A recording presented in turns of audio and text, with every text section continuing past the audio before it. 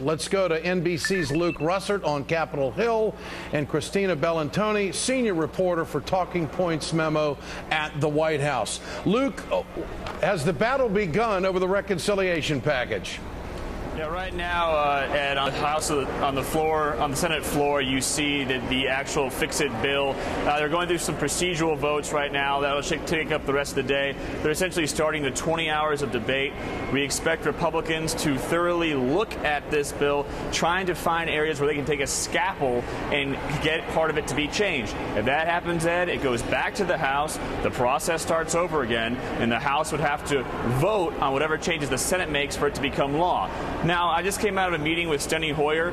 He says he expects the Senate to finish this week, and he said essentially that he will not release his members until they have taken a vote on this final package if it does come back. They go to recess on Monday, so a real sense of urgency to get this done before a 2-week recess. What are these 20 hours going to be like, Luke?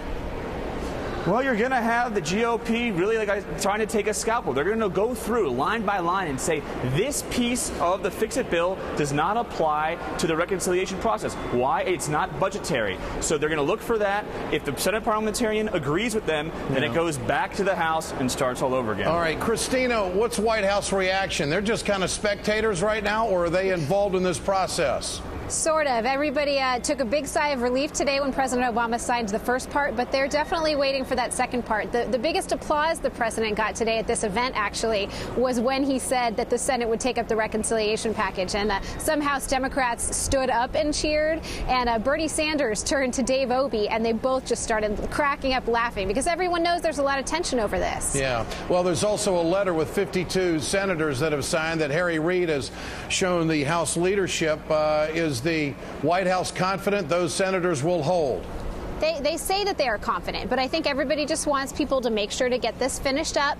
And again, it's that sense of urgency and how much of a big deal do you make it feel like? The momentum is already there. It's already happened. I mean, I think they feel like House Democrats aren't necessarily going to change their vote if they do end up having to vote for it again at the end of this week, as Luke said. Luke, have we seen the last of President Obama on this? What do you think?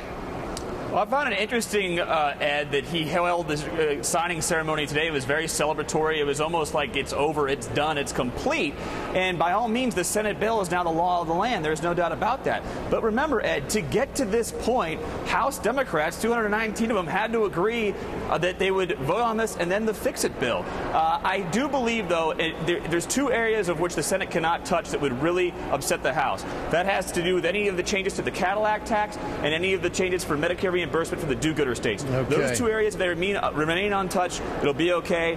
We expect it to be a small thing to be scalpel, but if it's big and major, we go through the process again. Nobody wants to see that from the Democratic side. Just what you want to see, Luke. I know you're itching for it. Luke Russert on Capitol Hill and Christina Bellantoni at the White House. Thanks so much. Thanks, Ed. Thanks, Ed.